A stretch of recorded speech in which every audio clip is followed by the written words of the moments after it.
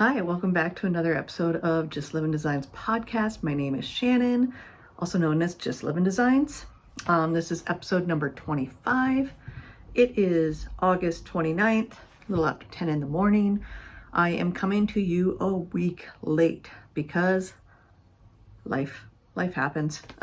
So it's been 3 weeks since I was here last. I try to come every 2 weeks, but summertime's different. But yeah, I'm coming to you from Montana.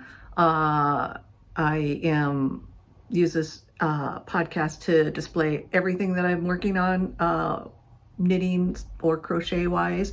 And sometimes I have new designs because I am an independent knit designer. You can find my links down below for my Ravelry designer page, plus my link tree that has other options like Pay, Hip, and Love crafts. If you can't do Ravelry,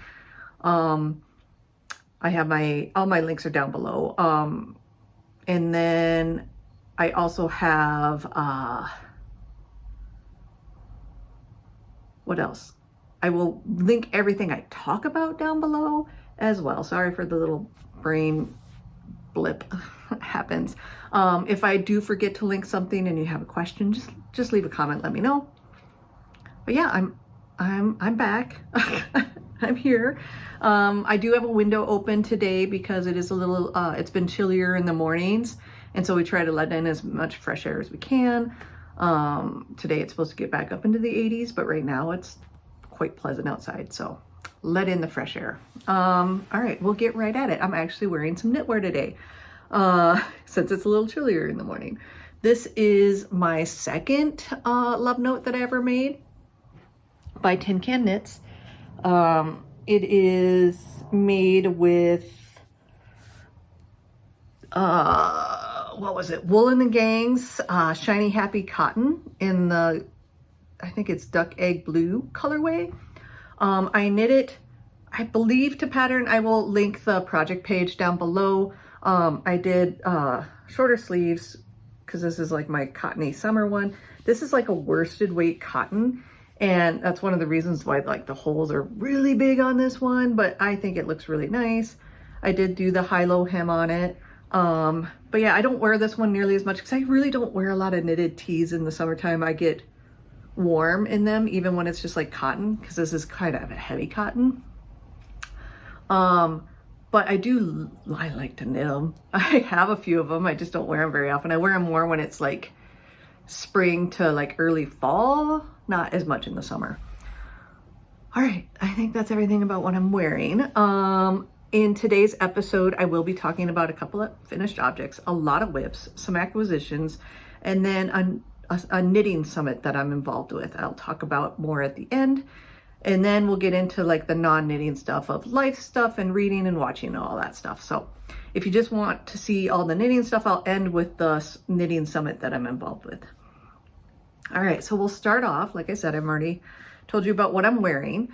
My finished objects. You did see these last time I was working on them. They are my husband's birthday socks. I try to knit a pair of socks for everybody for their birthday, my kids and husband, everybody. And these were his. This is my GHFSS socks pattern. So it stands for Good Heel for Self-Striping Yarn. It is a top-down pattern written mainly for self-striping, but you can use it with any pattern if you want. It is a heel turn and gusset, but the heel turn is a square turn. And what that allows is it's a deeper heel cup area. So you still get the nice tall depth to your heel, like your instep, like you do when you're doing a heel turn and gusset. But instead of the square turn or the triangle turn, it's a square turn. And that has less stitches total that you have to decrease out. So your gusset is a lot shorter. Like this gusset, this is a 64 stitch sock.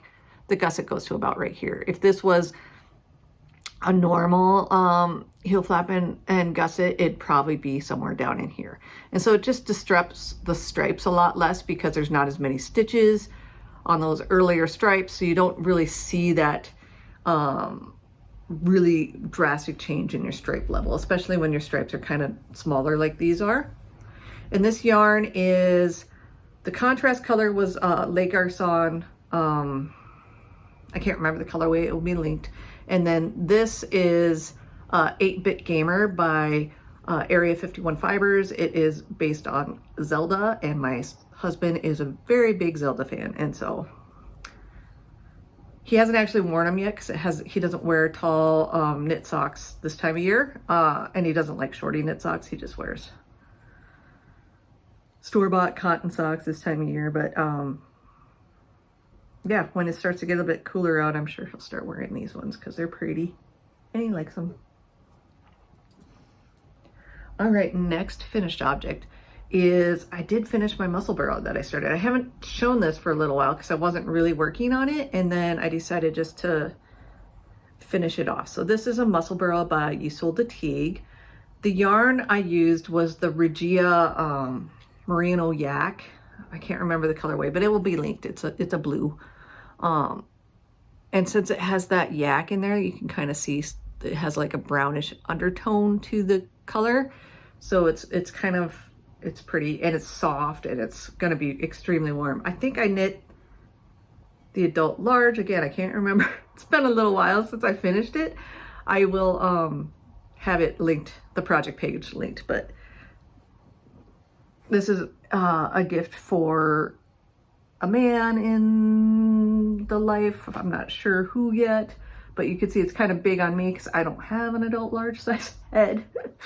And then I haven't washed this one yet either. I need to still wash and block it, but so this is a tubed hat where you usually use about 100 grams, right around 100 grams. This is a fingering weight version. The pattern's great. It has gauge sizes for lots of different gauges. You cast on a tiny amount, increase, measure your gauge, and then you can figure out what size you want to do. And then you just knit, and then you get to the other end and you decrease. And so it is a very, very lovely hat. I've knit a fair amount of them now. It uses up, like I said, a whole skein. It's kind of nice. Some people like to use it's good with speckled yarn. I've seen people do it with self-striping. I've seen people, this one's more of a solid or tonal. It's a really good gift one, especially like when you live in areas like here where it gets cold in the winter.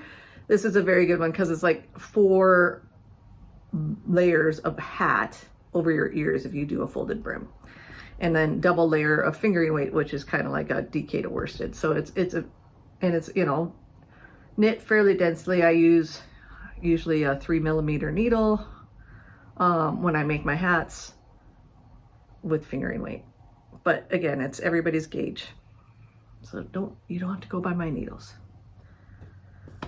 All right, so that's all I have for finished objects. I have been working on a lot of whips. I have been working on some designs.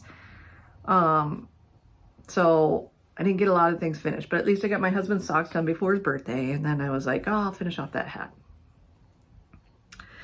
Okay, I am going to move on into some whips. So I'm going to start with socks because I finished one of them.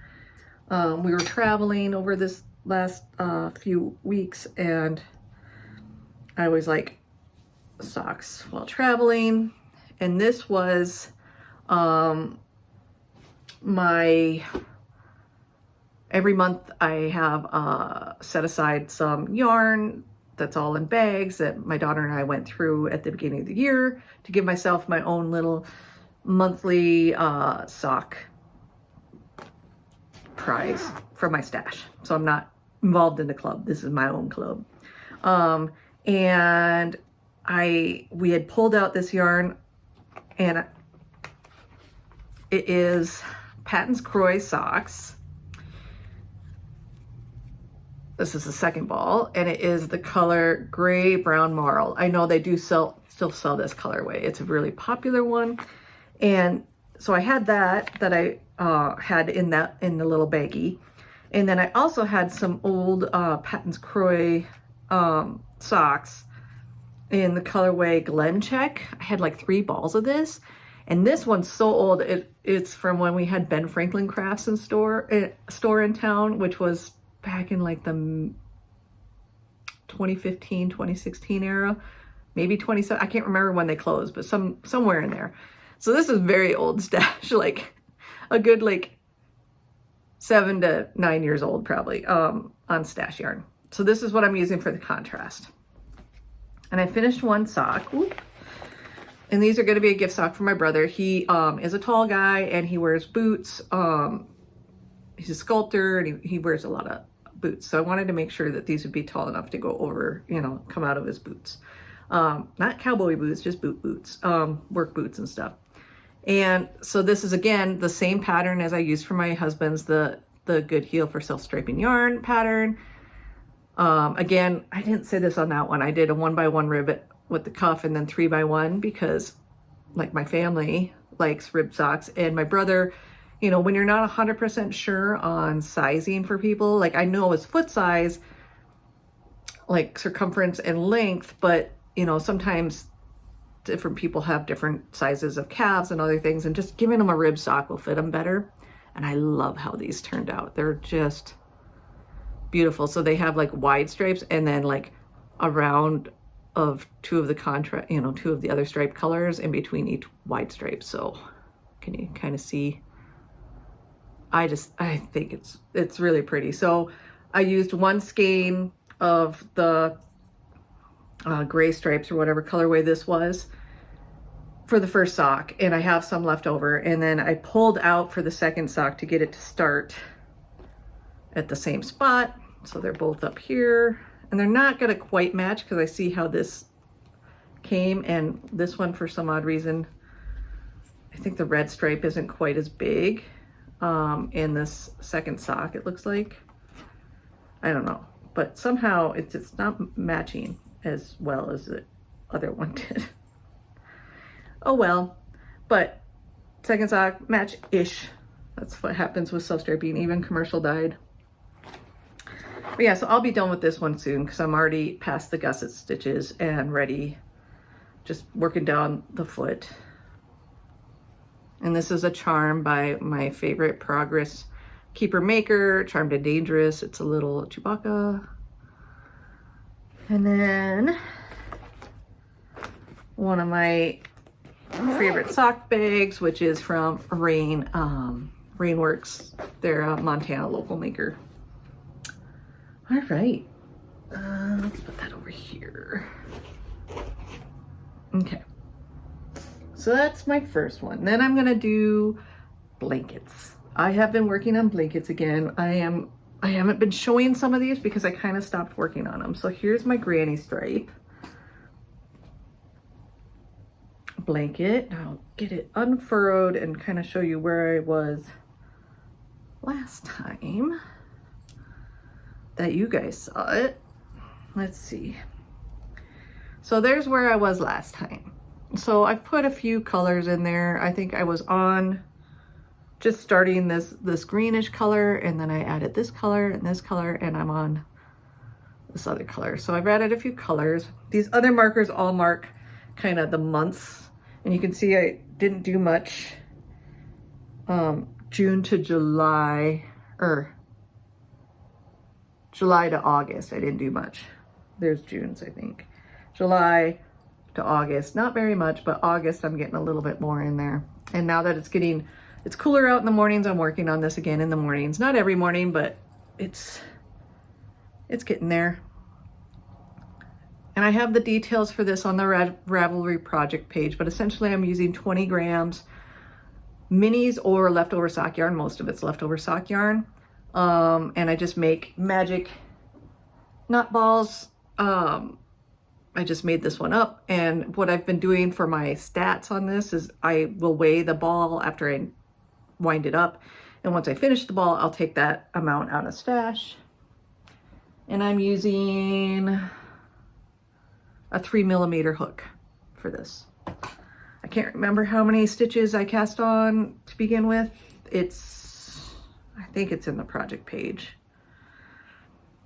But yeah, so hopefully by next time I will have some more work on that done. And we're almost to the end of August, so I'll have to put another marker on there. I haven't decided if I'm going to keep those markers all year or not. I'm kind of curious, so maybe I will. Next blanket is another one you haven't seen for a little while. This is the Minis blanket that it's like a self-drafted pattern. The last time I showed you, I had a fair amount done and then I kind of stopped working on it. But when I travel, again, this is another good one for in the car. Oh. And so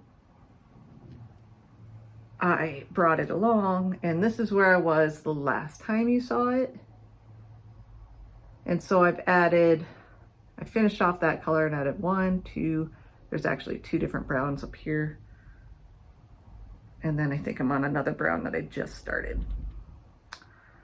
But yeah, this is just a fingering weight garter stitch blanket that kind of grows from the point out until you get to about the halfway point. And then it starts decreasing back in. So it'll be a square shape.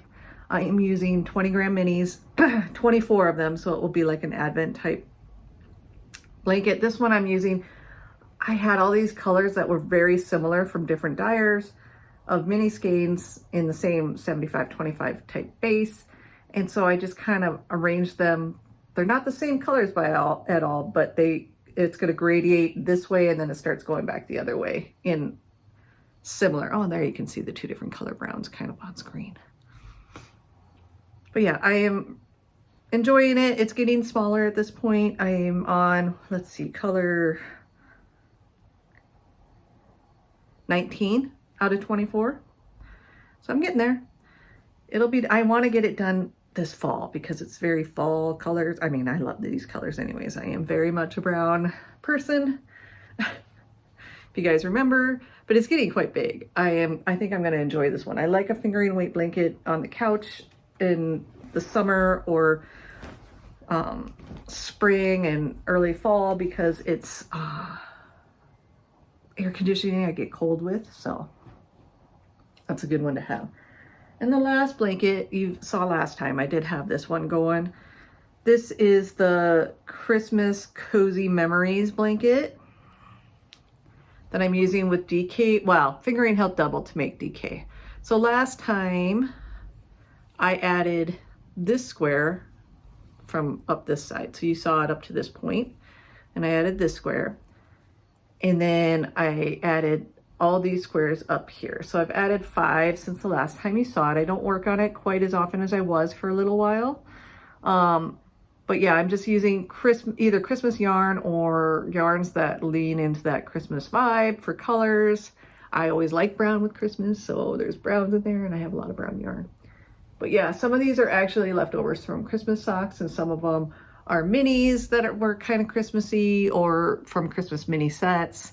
And some are just leftovers that kind of lend themselves to that wintry Christmassy vibe. I have the details for this linked in the Ravelry project page, but I'm using, like I said, fingering weight held double. It takes anywhere from like 15 to just over 20 grams, depending on the weight of the fingering weight, because some fingering weight is heavier than others. So the ones that are like a plumper fingering weight might take just about 20 or just over 20 grams. And then some that are lighter weight should take closer to 15 to 16 grams. But yeah, it's nice and cushy and I love it. I was aiming for, the very first one I knit, very first square was down here. And this was from Woolberry's Christmas mini skeins, and they're 20 grams and they're like an 80-20. So they're about 80, what are those, about 80 yards. And so I played with this square a lot to get it to close to 20 without going over, because when I'm using like leftovers, it doesn't matter if it goes over because usually I have more than 20 grams. But if I'm using like a mini skein, I wanted to make sure I could get a full square done. So yeah, just using up Christmas minis. I am enjoying how it's looking, and it will be a nice one that I probably only have out at Christmas time because I do have a lot of knitted blankets, or at least I'm working on a lot of knitted blankets. I don't have a lot. I'm just working on a lot. You know how it goes. my final whip, I just cast it on the other day. Let's see, I'll get the front of the pattern for you guys. It is vest number 1 by, oh gosh, she doesn't have her name or anything on this pattern. Boy, I don't want that to fall off the ground. But is it my favorite things maybe? I think so. You can't buy her patterns on Ravelry. It is only on her website, but there is a link from the pattern on Ravelry to that website. And so I just started it. Really just started it. This is the back. I did not do a gauge swatch. A lot of times I don't. If it's top down, I will knit a little bit and then I might knit the whole back and then maybe block it and see what my gauge is. This I am using up some stash yarn. I bought, for some odd reason, I bought like 6 skeins of Smart from Sandisgarn from Sticks. They don't even carry this anymore. I think it was like on super sale and I was like, oh, 6 skeins, I can probably make a vest or something. It's a DK weight yarn that's super wash, which is not normal for Sandisgarn. And then I'm pairing it with Knitting for Olive silk mohair in their colorway powder. So that, and what's this one's colorway? Oatmeal and powder. So they go like, you know, they're very similar. It's going to be a nice like neutral colored vest. I haven't really knit very many vests, but I thought this might be fun in the fall. So I was like, I should probably knit it. So I actually have it this fall. And here's another charm from Charmed to Dangerous. It's a raven. Last year she came out with the raven and Edgar Allan Poe. So I have both of those little guys. And this is one of my friend's bags. It is Rose and the Wren. I love this one. It's very fall, autumnal with mushrooms. She makes lovely bags that are like pieced like this, a lot of them, and they're nice. And you can fold down the top. That's what I usually do when I'm knitting out of them. I just fold down the top. And right now I only have one of the skeins that I'm currently working on. In here I have all the rest of them downstairs ready to go. But yeah, lovely. All right. Oh, I should put the pattern back in that bag, or else I'll be like, where did I put my pattern? You know. I think that's it for whips. Of course, there's usually other things in the, you know, in the pipe that I might be working on, or here or there, or like I said, designs and stuff that I'm working on. All right, now we'll go to some acquisitions, and then I'll talk about the summit that's coming up. All right, so acquisitions. I picked up, sorry for the crinkles because I haven't taken it out yet, from Tiny Human Knits. I've been really enjoying her yarn lately. This is her DK mini skein set for the Nutcracker colorway. So this is a colorway that she does in self-striping, and then sometimes she does minis. And I think when she does the self-striping, one of these colors, I think it might be this one, is the contrast, possibly, color. So it's got 7 stripes, and then one of these is the contrast. And this is, she made the Stella quilt cushion in this set, and I just thought it was beautiful and gorgeous. And, you know, it's slightly Christmassy, but not like Christmassy. And I thought it would look really good on our blue couch. So, and I have some undyed DK that I think will be the contrast for it. So I'm going to kind of copy her pillow a little bit and make that. So I thought it'd be really pretty. I have to finish my other Stella quilt cushion. You guys saw it last time. I've only maybe added a square to that since you saw it, so I didn't even bring it up to show you. I just haven't been picking that up to work on it. So that's one. The next is I did a pre-order for Fiber Nymph Dye Works. It's another self-striper. She had a Christmas pre-order for July, I think. So I ordered right at the end of July and got it. And this colorway I just really loved. It was holly and pine. It's very like, you know, earthy, Christmassy. It looked really pretty. And then you get a little mini of the pine green with it. I think I added the mini to that one. I can't remember exactly, but I thought it'd be pretty. And that's on her Bounce, which is an 80/20 superwash merino. And then this was her, I haven't opened it yet. It's the Christmas pie colorway. So she's known for doing pie stripes. So it's stripes, if you know the number pi. My family's very dorky and they love math. And the number pi, 3.14159, and then continues on. Anyway, she does the pie sequence in striping, and she has lots of different pies. I have knit the mushroom pie, and I have the original pie colorway. I haven't knit that one up yet. But this is a Christmassy pie colorway. So it's dyed in the pie number sequence. So like the first number stripes would be 3 rows, the next 1, the next 5, you know how it goes. And then it doesn't repeat at all, so you don't get matching socks because it's not going to repeat. How I did my husband's, because he has the first pie socks that I made, I did contrast for the heels, toes, and cuffs, and then I did top down for the first sock and then toe up for the second sock. And so you could get the number sequence going like this, and then I put like a pie symbol on the toe, like overstitched a pie symbol on the toe. Maybe I'll show a picture if I remember right here, or there, who knows, whichever way it goes. But I put a pie symbol on the toe for the sock where it starts, so he knows like, oh, it starts on this side, so he can just for fun, I guess. That's my little dorky rendition of it. And then the last thing that came in the mail, I pre-ordered this a while ago. It was the Woolens and Nosh Advent. I didn't get her Advent sock last year, and I was really bummed because I saw how great they looked. But the first 2 years they were similar-ish, and last year it almost had like a gradation of the stripes with the little mini stripe in between.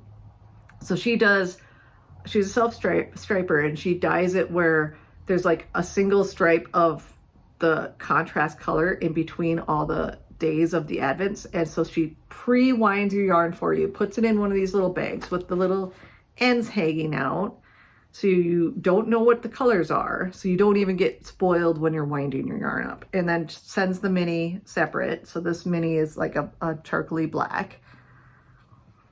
And then you can start knitting on day 1 and get through your first stripe and stop when you get to that contrast again and not get spoiled for the second stripe. So it's an Advent skein that's 24 days of stripes.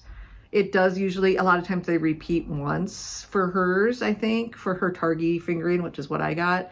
The ones in the past have repeated twice. So I usually have enough yarn to make 2 pairs of socks if I make them my size, because I can get 24 stripes to be a good size sock for me. I know people with larger feet or men have a tendency to knit more than 24 stripes when they do this. And there's plenty of yarn to do that. All right, that's all my acquisitions. Now I'm going to talk to you guys about the summit that I'm involved with. It is the Knit Your Own Adventure Summit, put on by Ashley. She is a great knitwear designer. She has, I believe, at least 1 book out. She does lots of like classes and stuff online, and has like a design your own shawl class and all these things. And she invited me to participate in this summit. I am a friend with her on Instagram, one of my designer friends that I have on Instagram. And so the summit is coming up.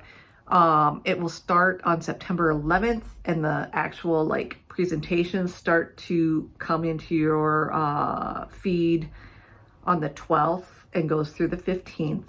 It is a free summit. It's meant for beginners to advanced beginner knitters to increase your skill set.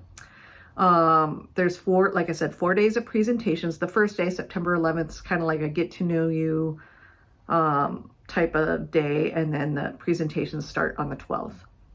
My presentation is set it for day 3, so the 14th would be that.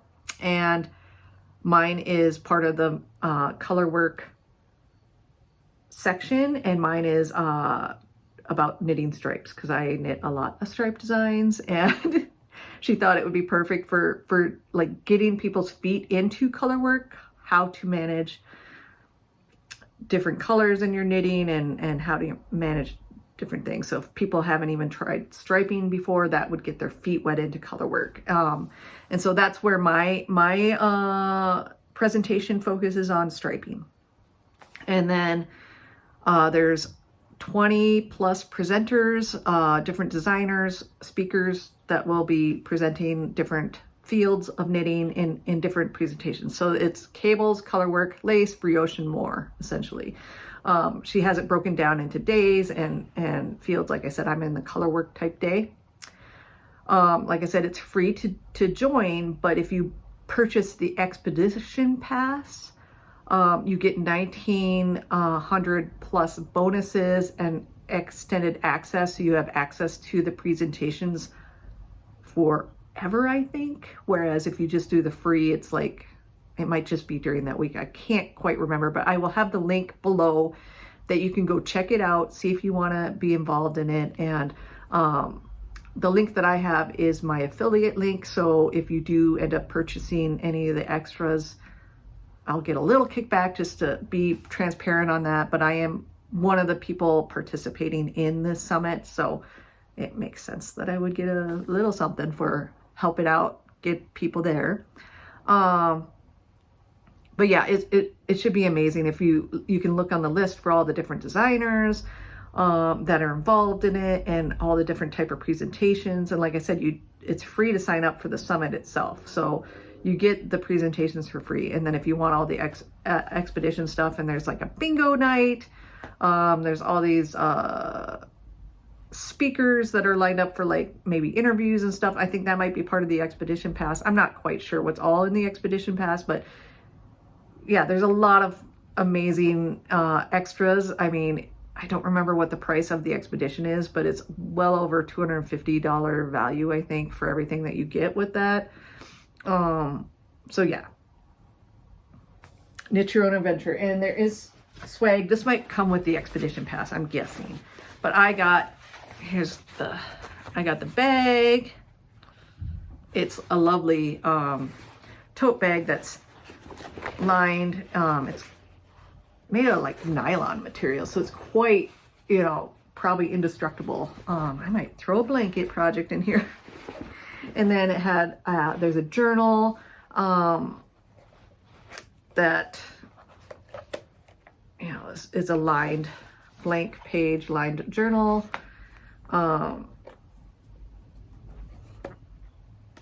And so those are some of the extras you can get, I think. Anyways, it's going to be fun. I'm going to try to make I think there's like a Zoom or Facebook Live or something. I'm going to try to make one of those, but it's during soccer practice, so I don't know if I can. Because life happens. Anyways, we'll see what I can make it to, but I am in the Facebook group, so if people have questions or they have comments or anything, you can reach out to me there as well. But yeah, it should be fun. Like I said, it's coming up September 11th to the 15th. I believe signups are available now. Again, I will put the link down below so you can get to it. All right. That's all the knitting, crocheting, fibery content. Now I'll get to reading, watching, and life stuff. I have been reading a little bit more. I've got a lot of books going, to be honest. I finished The Wicked King by Holly Black just the other night, a couple nights ago. I liked the second book better than the first one. It's a 3-book series. It's about fairies and fairyland and all this. There's a human component with it. It's a different type of fairy than other books that I've read with fairies in it. So It's interesting, and it's not my favorite. It's okay. I think I gave it like 3 stars because it's a book. It was good. Nothing great to say about it, nothing horrible to say about it. So, and then I started listening to on my Libby app, Secluded Cabin Sleep 6 by Lisa Unger. Then I didn't get through it before the 2 weeks was up, so then I lost it, and then it came back. And in the meantime, I started listening to Artificial Condition by Martha Wells. I have that in my Audible because it was like one of the free ones in Audible. And it's the second book of her Murderbot Diaries, I believe is what it's called.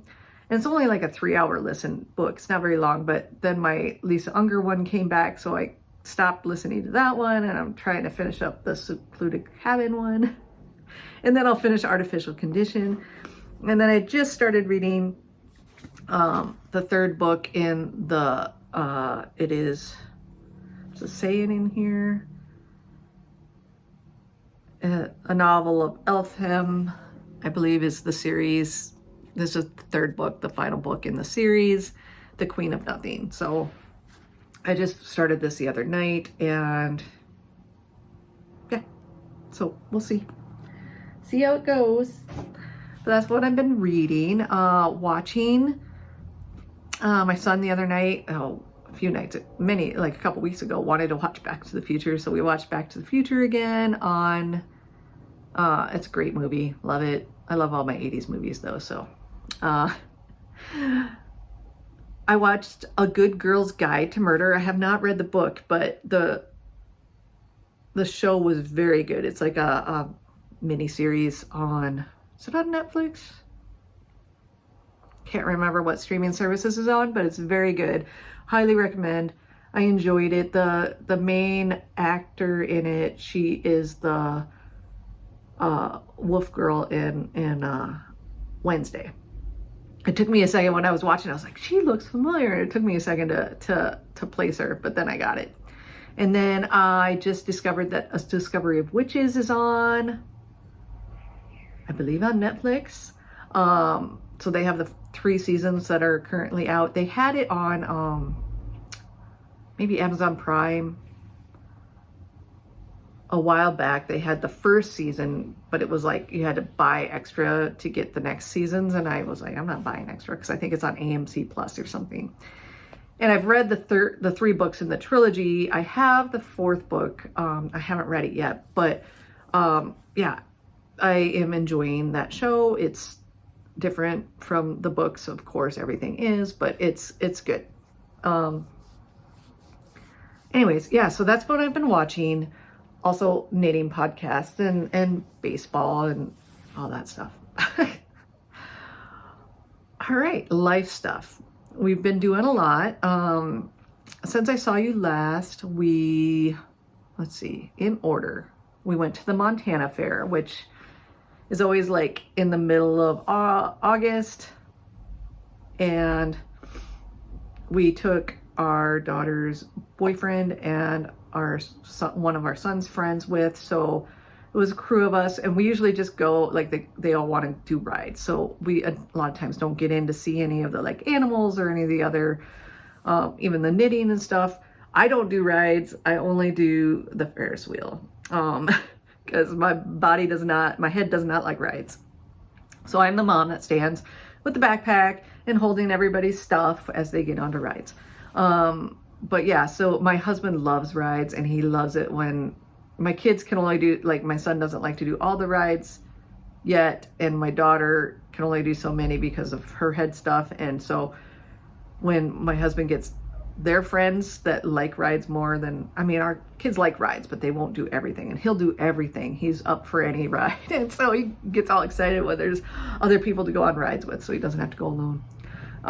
So yeah, they had fun. We were there until like, I think we left a little bit after 11, and and we had to drive everybody home. So we were home just before midnight that night. It was a long night. I don't do well late at night anymore.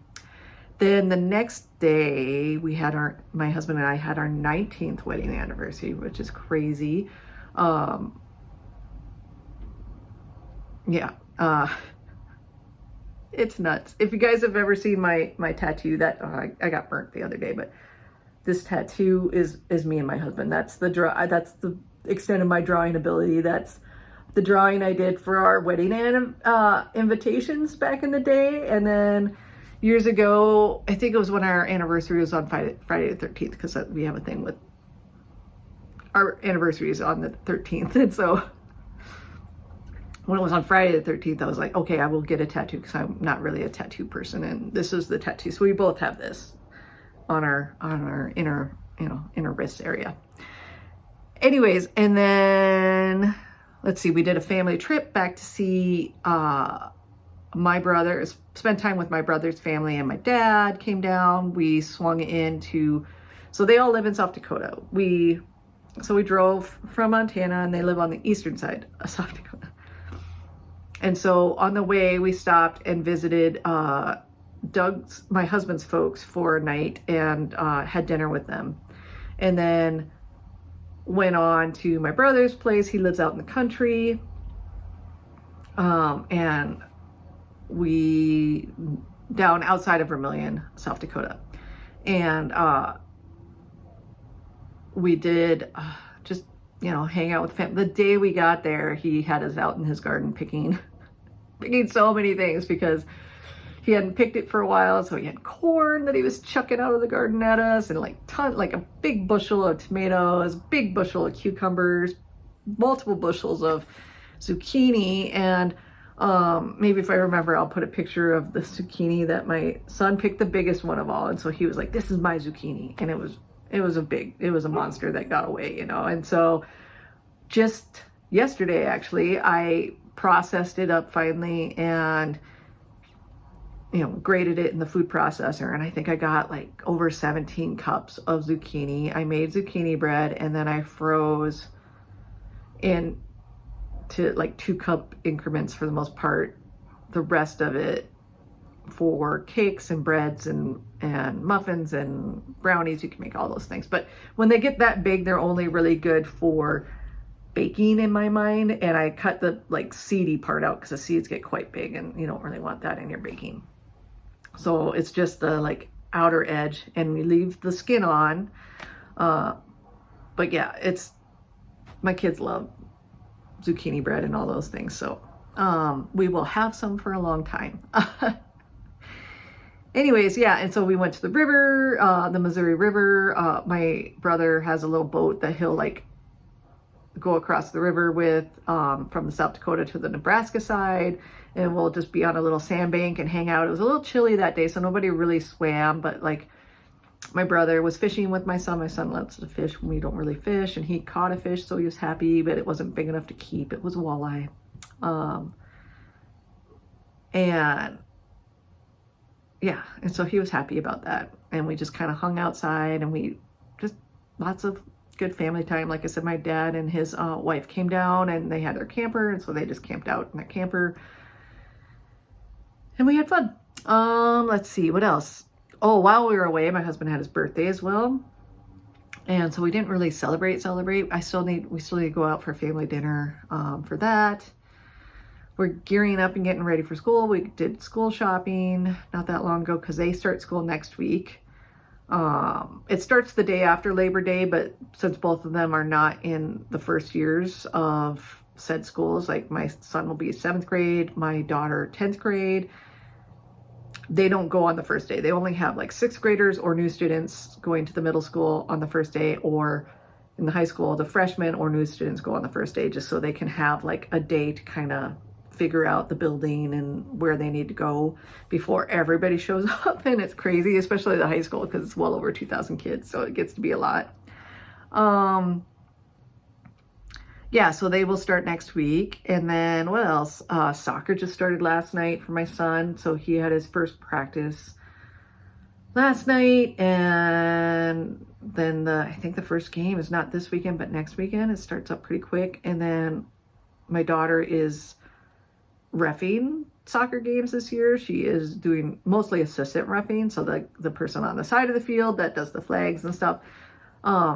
but yeah, she's excited about that. And so she'll be doing some of the games on the Saturdays that my son does, but also there's the traveling teams in town that she can ref for, or even like, I think even adult leagues, like she can ref for anything really. She's been through the training and everything. So, and then I canned salsa. What was that, last weekend? I got into the garden and got about 8 pounds of tomatoes out and a few peppers that we were growing. So then we went to the farmer's market and I picked up a lot more peppers and some onions. And then I had to, like, I grew cilantro, but it never grows very well for me. So then we had to stop at the grocery store and get cilantro. And I made up, I think, 8 pints of salsa. And I don't know if I'll get enough, because I like to have at least 7 pounds of tomatoes. I don't know if I'll get enough to make another batch of salsa. My tomatoes aren't as good this year. But yeah, just, it's garden season, starting to get stuff out of the garden and process it. We have so many carrots because I forgot to thin them. So I might actually have to freeze carrots this year because there's just a lot. They do last a while in the fridge, but I only pick like a handful at a time and we eat them. And then when we get done with those, I'll go pick more, but there's so many out there. Green beans, we got enough once to like cook green beans for our dinner, but usually my kids just eat those. What else? Swiss chard has been going nuts. We have Swiss chard a lot. I've been using it in place of like spinach and pastas and stuff like that. I use it in salads. And then we also cook it, like boil it or saute it like you would other greens like kale or collard greens and stuff like that. I grew up having it boiled all the time, and you leave the stem on it because that adds a different texture and flavor. It's kind of sandy. When I use it in pastas or salads, I take the stems out and it's just the leafy greens. Let's see, what else do we have going on? I think that's about it. Like I said, it's gearing up. I have a design that I need to get out shortly. And then other designs that I'm working on. Yeah, it's just, we're getting busy. It's towards, the end of summer for us. They push school. This was the latest we've ever started school. We always used to start like in the early 20s of August usually.